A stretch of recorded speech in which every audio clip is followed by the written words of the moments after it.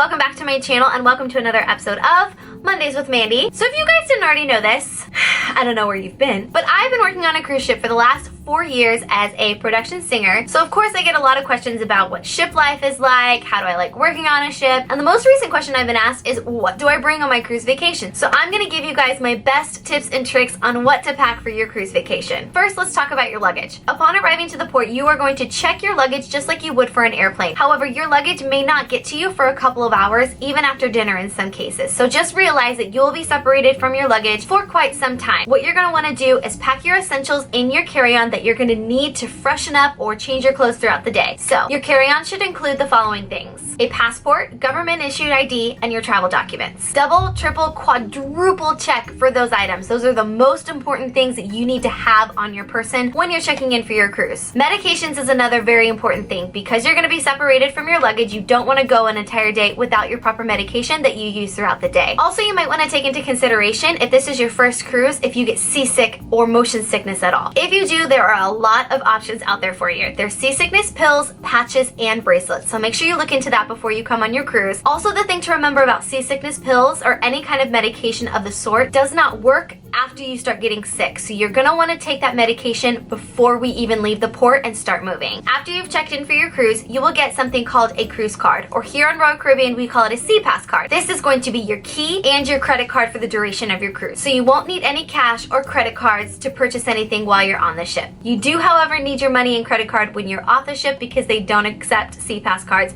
or cruise cards when you're out in port. An easy way to hold on to that is a lanyard, so you can get something with a pocket or something that will hook onto the key itself. Keep in mind that it will deactivate or demagnetize if you get it close to your phone. So it's good to have it on your lanyard or in a pocket protectant that will keep it from getting deactivated if it does touch your phone. Your carry-on itself while you're having it the first day can be a small tote or a backpack. This can also work double duty for what you use when you're in port. I suggest a backpack so that it's easier to carry all of the essentials while you're out in port. Therefore, you don't have to pack any more things other than that backpack for the first day. So now let's talk about your clothes that you're gonna bring. First, let's talk about your casual clothes. These are the clothes that you'll wear from day to day on and off the ship. Choose things that are light and easy and you can mix and match. I usually recommend bottoms that are white, black, or of a tan color so that you can mix and match your blouses, and then you can dress it up with accessories. Depending on the ports, you obviously want to check the weather for what kind of clothes that you'll be wearing. So you'll want to cater to the weather that you're going to be going to. However, it is in your best interest to make sure that you pack some warm clothes just in case. You'll be surprised how cold it gets when we're sailing out in open water. In that case, it's smart to pack one pair of pants, an umbrella, and a light jacket as well. There's at least one formal night per cruise. So you're gonna wanna bring a cocktail dress or a long gown. Men, you're going to wanna bring a suit or a dressed up attire because the tuck shop on board is very expensive. This will also give you guys a really great chance to take some really great photos on your formal night. Be sure to bring at least 2 bathing suits so you don't have to worry about waiting for the first one to dry all the time. Walking or tennis shoes. Even though you're on the ship, believe it or not, you're gonna be doing a ton of walking, and that also includes when you're in the ports or on excursions. So make sure that the shoes that you bring are comfortable and good for walking long distances. Moleskins are a great thing to have in case you do get blisters because nothing ruins a day faster than blisters. Along with your shoes, you're going to want at least 1 pair of formal shoes for your formal nights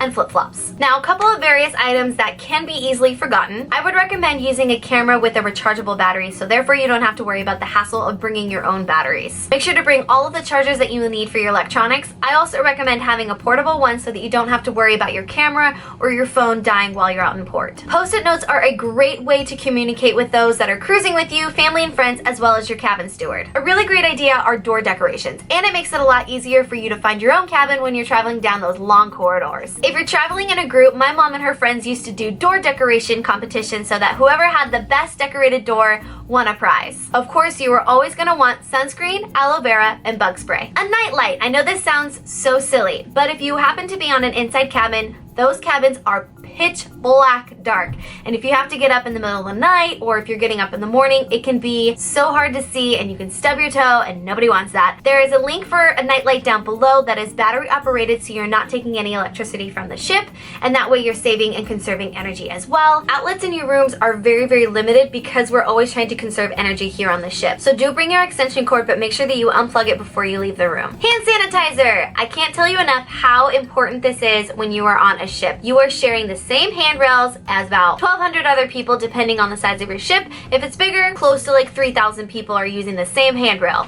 Just think about that. So yes, it is a lot easier for you guys to get sick, so make sure that you're always washing your hands and have a little hand sanitizer that you keep with you at all times. Something that's really, really handy for you to have in your suitcases is a Ziploc bag or plastic bags for you to keep your dirty or your wet bathing suit separate from the rest of your clothes and items in your suitcases. If you plan to go on excursions that call for snorkeling or any water-based activity, then you're gonna want a waterproof phone case to take pictures underwater. If you're going to bring snacks, then make sure you bring individually wrapped ones so that you can take them on all of your excursions. Travel scissors, because I feel like you always need scissors and you never have them, so travel scissors are a great thing to have. Let's talk about alcohol. A lot of times people try and bring their own alcohol on board, and while I understand what you're trying to do is save money because alcohol is more expensive on a ship, so I can only speak for Royal Caribbean in this issue. However, if you are cruising with a different cruise line, make sure that you check their website for their current policy, because the way it is on Royal Caribbean, I'm sure it is on other cruise lines as well. We do not allow outside alcohol. Your suitcases are scanned before coming onto the ship, and if they do find alcohol, they will go through your suitcase and confiscate it until the end of the cruise, unfortunately. I understand that alcohol is more expensive on the ship, however, that's just the policy that we have in place, so if you're trying to sneak it on board, more than likely they'll find it. If you are going out of the country, make sure that you check your phone plan so that your roaming is turned off, because that can get so expensive, but also the Wi-Fi on board can be expensive as well. So if you can set up a global or international roaming plan that can be cheaper through your phone line, I would recommend that instead of the Wi-Fi that's on board. Make sure that you bring a wad of $1 and $5 bills. More often than not, your transportation is usually covered through your excursions. However, just in case, it's good to have extra backup for a shuttle ticket or to leave for tips. Something to remember about cruise ships is depending on the product that is being offered, such as alcohol,